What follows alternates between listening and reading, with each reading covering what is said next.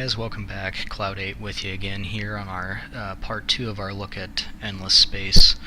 So in our previous part we had taken a look at kind of the game setup of the main menu, the different options, and the variety of options you have for excuse me, for setting up a game here in endless space. And so we kind of got a feel for that, and we kind of started out looking at how what I think is a great user interface that they've built here. Not perfect by any means, but definitely very good. And I think before I get too far into things and I forget, I wanted to correct kind of an error that I had maybe led you guys down the wrong path. So when you come into your system and then you click on your planet, it tells you the output of that planet, the nominal output, and it's actually pretty confusing. This is maybe one of the reasons why it's not a great or a perfect interface. It's just great. So you can see we've got 3 out of the total 7 population units in the game. And if we look at food, well, first let's look at the type of, so it's a Terran planet with a medium size. So no modifying anomalies or resources. So if we just look at planet type, you can see +4 food, the little green cornstalk looking thing, per person on the planet. So 4 times 3 is 12, and that's what you'd expect. But when you hover up here, it says +8 from population and 4 from type, which would lead you to believe, so the math it adds up correctly, right? Either way you would get 12, so that makes sense. But it seems like it adds up in a different way, and that doesn't make sense, because normally you'd see +4 per person, so 4 times 3 is 12. Well, that's what this is telling you, just in a different way. So what it's saying is the bottom line there, +4 from type, what that really means is you're getting +4 food per person from this type of planet. And then +8 means you have 2 extra population units above and beyond the first one. So 3 total, but 2 extra, and those 2 extra providing 4 each give you 8, +4 from the original dude per the type of planet being Terran gives you 12. So it's just, and the same thing over here. If we look, so it says you only get +2 industry per person. So again, you would think 2 times 3 is 6, and yes, you're correct, but the way that this tooltip shows it is it's saying you get +2 from the type being your first guy, and then +4 because we have 2 extra guys at 2 each, so a total of 6. It's just a different way of looking at it, and that'll change when this exploitation or any other things get built in the system. Then those will be accounted for. But yeah, so really confusing, kind of, but not when you understand what they're saying. So again, is it a perfect interface? No. Will there ever be one? Probably not. But it's pretty darn good. So just a little bit tricky. Anyway, I thought I'd clear that up since even I was confused about it. But anyway, continuing. So we'd planned out. I think we'd done everything. We just had not actually ended the first turn. So we'll go ahead and do that now.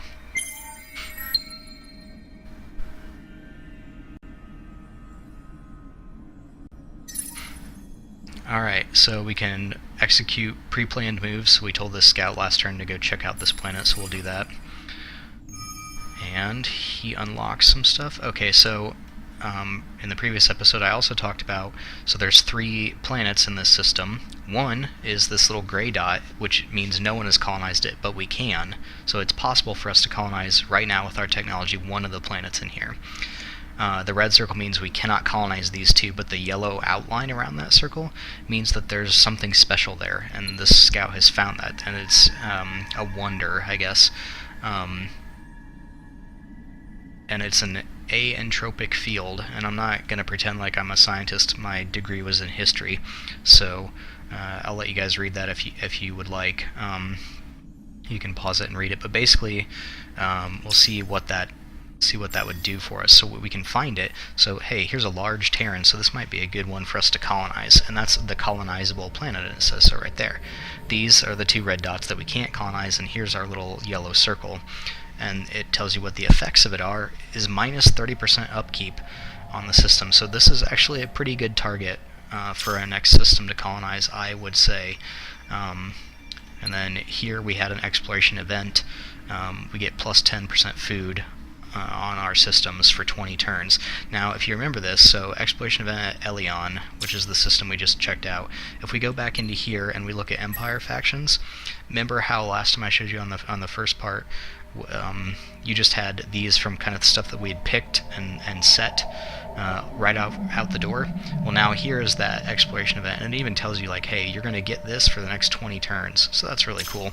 And like as more and more of those come up, you kind of lose track of them, right? But you can just come in here to your Empire management screen and look at the Empire factors, and it's right there for you. So that's, again, if once you know where to look for stuff, it's pretty darn slick, I think. So that's cool. So we'll keep our scout exploring, and we'll send the colonizer. I think we'll start up there. So again, now we can hire. Let's see. I think I hired a. Did I hire a hero last time, or I was going to? I think I was going to. So we can kind of do that now. So the heroes, they come, and they each have two different classes, which is kind of their like skill trees, I guess is a good way to describe it. These guys are all level 1, and you can. The thing that I never really understood is you could hire like heroes from different races or whatever. So, you know, whatever. These guys look like they're probably the United Empire human type people. You know, whatever.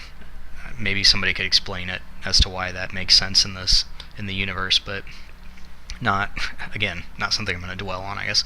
So corporate is good for science, dust, luxury, strategic resources, and useful as a governor, but she's also a pilot. So great for heroic fighting in space or on the ground. Heroic fighting, not just regular fighting, so that's good.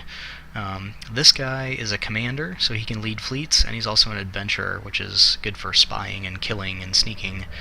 I'm not really into spying and killing and sneaking, right? I want a governor, so I think Jay Naratia is going to be our best choice. So we'll hire her, and you can see that it cost us 20, but I think she's going to be worth it. So we can assign her to govern the system of Indiana.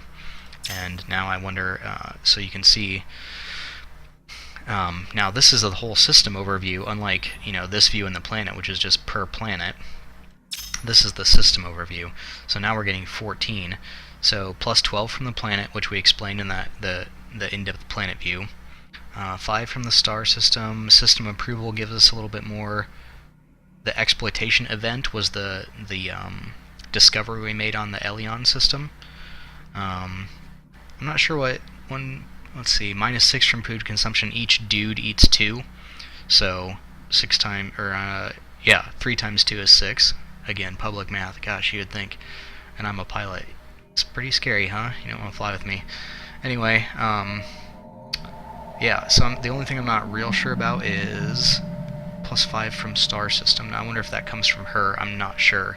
I'll have to look that one up. Unless it's 1, 2... Yeah, see, I'm not sure.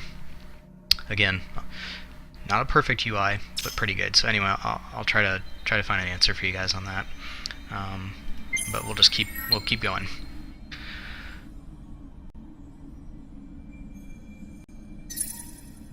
Alright, execute. Oh, colonizer just didn't quite make it. He is continuing on. This, you can see that little blue bar, it's getting built. We'll get another unit of population in 2 turns, and this will get built in 2 turns. So 2 more turns, and we should be good. And then that'll help increase even more quickly how our population grows. So that'll be good. And then the colonizer ship, you know, like any 4X strategy game, gets used when you colonize a planet. But once, so like if I research technology to colonize Arctic planets, I don't need to build a colony ship to do it within the system. I can just click on it and there'll be a way to colonize, so we'll see that later as well.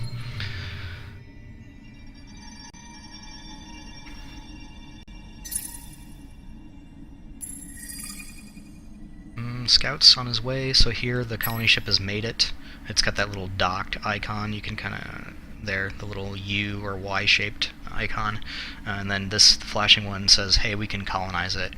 Or you can explore automatically or remain idle. So we're going to colonize the large Terran planet. And I also didn't look at ancient ruins, so that's a benefit, an anomaly, so like a modifier basically, if you want to think of it in engineering terms. So +2 dust, which is our gold per person on the planet, and +3 research per person on the planet. So that's pretty solid. So we'll go ahead and colonize that, and we get a pop-up that say, hey, great things have small beginnings. So it's saying like, hey, congratulations, you colonized your first system. So that's cool. So now we've got this. We have a tiny desert, which we can fit 3 on instead of 2 because of our traits, with an aentropic field. So when you colonize a large Terran planet, it's much the same. There's no benefit or negative to it, really. If we were to colonize, if we were to colonize an arid planet, or a tiny desert planet, we would get -10 approval on the system, because it's people don't really want to live on a desert. I guess is the thinking behind that. And then same thing over here. Nobody wants to live on an asteroid, but they really don't want to live on an asteroid belt, so it's -20. But on the plus side, you get +5 industry and dust and science. So pluses and minuses. At one point, I remember I read a quote from Sid Meier's, who's one of the biggest, strategy game designers out there, and I think he said, what makes a good strategy game is a series of interesting decisions, or I'm paraphrasing that, I could be getting it completely wrong, but basically, like, there's no easy decision, so anything you do affects another thing, and it just kind of builds on it, and I think that is shown in Endless Space, and it's engaging, and it makes you think, and I like that. So anyway, big picture, colonizing this system. Maybe I'm not super worried about... looks like money's not going to be a problem on this system. And food maybe will be a problem, so maybe, I don't know, again, we'll go with a food exploitation on this one to help grow that population up. Seems fair enough to me. Yeah, gold certainly, or dust, whatever, gold, shouldn't be a problem. So one more turn, and we should have a lot of things. Research will get done, and this stuff down here will get done, and we'll explore this system over here.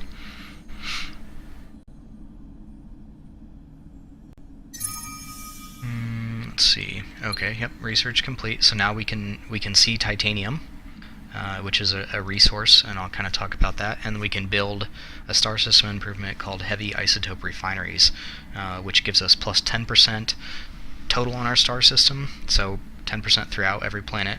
And then if we have any of those particular types of planets listed below, you get an extra benefit on top of that. So we don't at this point, because we only have Terran, and Terran's not on that list, but it will give us that +10%. Let's see, resource discovered. Yep. So they come in different sizes. So poor deposit, I think, means that there's only one on Elion, which we need to change the name of that because I can't remember that either. So, and then that's telling us our building's done, which the dash signifies. So let's see, that titanium is here, so we have access now to 1 titanium. And what does that do for us? It reduces the cost 10% per module that uses that, and it adds 1 industry per person on the planet. So if you recall, last time this used to be 7, well now it's 8 because we have this access to this resource. And if you get an abundance, or sort of like a monopoly, I guess is a way of describing it, on those resources, so if you were to get 4 total of these, you would have an extra 30% industry cost reduction on modules that use that, modules being part of your ships that you build, which we'll look at here in a little bit. So cool, that's good. We did finish evolved soils, so we're growing. Like I said, this is going to give us +10%, which, so when you think about it, so we've got 14 right now, and let's see, we have barren and Arctic. So Arctic, it would give us an additional 1 per person. So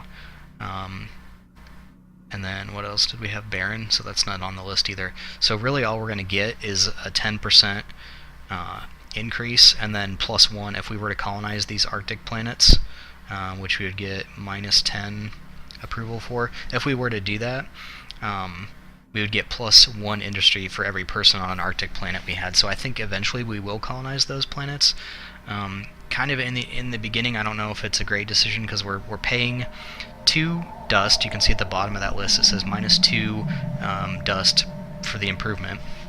So we're going to pay 2 dust, and we're only going to get, if they round up and are generous, essentially it's going to give us a plus 1.4 more industry. So you could argue either way, but I'm going to build it. So there's that.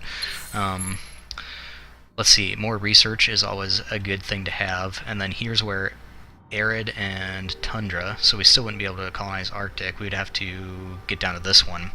So let's go with more research first. Science is good, and our race is kind of built around having a good scientific production, so we'll do that. And plus this will help us build ships just a little bit faster. Alright, so we found Kraz, and we got 5 dust, which is cool. Which reminds me, how much are we making? +8 a turn, that's pretty solid. And then Elion, let's go in here and rename that. We'll rename that to Iowa. Yep, a very popular state. You should visit. It's great, especially this time of year in January. Super awesome. Let's see. Continue exploring, I guess, is what we want to do. And another event. So for 10 turns from this system, we get XP bonus for each battle with a hero. So this, again, isn't really going to help us too much. XP bonus when assigned on a hero. So it might help us increase the skills of our hero more quickly. I can't argue with that. We set our research, and everything else is good. So we'll continue. And then if you remember last time, this is kind of our choke point, right? Because nobody can really get through wormholes yet, and neither can we. So we might be approaching the end of systems that we can kind of get to, and we can't colonize anything in these 4 over here. So it is what it is. So here's a neat thing, an exploration event that lets you pick what benefit you want, basically. I'd have to look this up, and I don't know off the top of my head if continuously being hostile will turn you into like an evil race, or I'm not sure about that. But what do we want? Do we want dust, XP? We don't care about XP on the fleet really. It's 1 scout ship. Who cares? I'd rather get +15 XP on the heroes initially to level them up quickly, and I'll show you why when she gains a level. So yeah, this might be the last. This might be the last system we can explore until we get this wormhole technology. Not a super promising start. We only got 2 planets we can colonize in the entire arm of the galaxy, so we'll have to keep an eye on that. Might have to branch down to that bottom tech tree and pick up some of those extra planets to colonize. Alright, so here's the hero level up I was talking about. So she's gained a level. So what does that mean? I clicked out of it too early, I guess. Whoops. Inspect. Okay, so here are her attributes and what they do. So she has 7 wit, so that's pretty solid. It adds 14% dust and 14% research on the system. So you can see her cumulative effects on the system over here. Labor, not so much. Okay, so what do we want? Well, we probably want a director, because labor is going to give us... it doesn't say right now. I just know this from playing, but labor is going to give us... Come on, tooltip, where are you? Oh, over here. 6% labor being a food and industry benefit. So again, like we talked about, we want industry to build up ships and buildings quickly early game. So I'm going to give her +3 labor as a director, and kind of make her the governor over there. And that's why that 15 XP I thought was a worthwhile investment. So we got that. And then we finished our research on improved public-private partnerships, +1 research per person on planet. So that's a pretty powerful research buff in the beginning. This is kind of a dust one. I'm going to look at... let's see. I'm going to pick up this military tech to give us reflective shields and lasers, since everybody starts with like kinetic weapons, like just basically like bullets. this will kind of give us an edge if we run into any pirates or anything, which I have not seen yet, thankfully.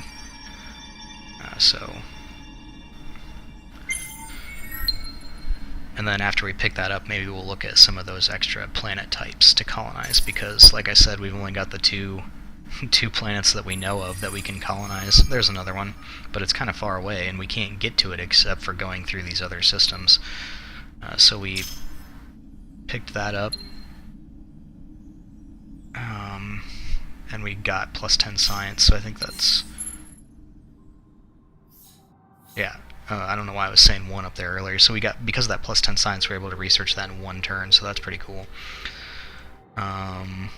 Useful. So do we want tundra or do we want arid? What do we have over here in Iowa?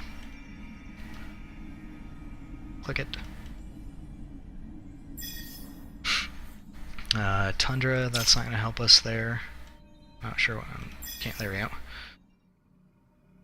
So neither of those are really going to help us in either of these systems as far as getting us extra planets.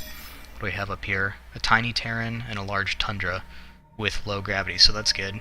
So it brings -5 happiness approval if we colonize it, but because of this anomaly we get +10, so it nets us +5. So it's actually a pretty solid system to colonize. So that being said, we'll go with the tundra. Did I say tundra?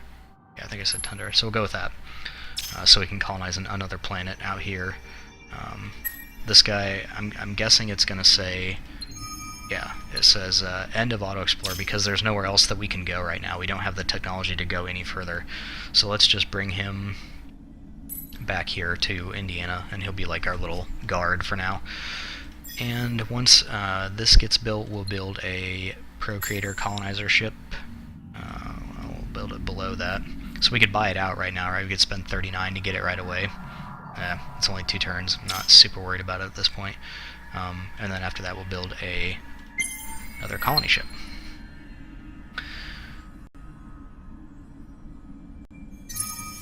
Alright, so we finished our food improvement in Iowa. We'll move our scout ship back home towards Indiana. And what else do we want to build down here? Do we need more industry? Again, so if we colonize the desert, we get an extra. We get 10% plus 1 more per person, which is only going to give us a total of 3. I don't know, what are we making right now? Plus 14. Yeah, I guess we can afford it. And then after we do that, we'll get... after we do that, we'll build a public-private partnership to get more, and that will give us, we're gonna pay 2 dust for that as well, but it's gonna give us 1, 2, 3, right off the bat it's gonna give us 3 research, and then as we grow it could give us +1 research for every person on here. So it could, even if we don't colonize another planet, if we pay 2 dust for it, we could get 1, 2, 3, 4, 5, 6, 7, 8 research for 2 dust, so I think that's a valuable investment. So anyway, we're gonna put a cut in it and stop right here. So I hope you guys are still enjoying the series. This was still kind of a generic run through. We haven't met anybody, not even any pirates yet, which is a little bit surprising to me, but I'm guessing that that's not going to be too far off. So if you like this, please leave a comment and tell me, or also if you don't, tell me that too, because I want to know, and we can move on to something else if you guys really aren't enjoying this. But hopefully you are, and hopefully you'll join me for part 3, but until then, fly safe and game on.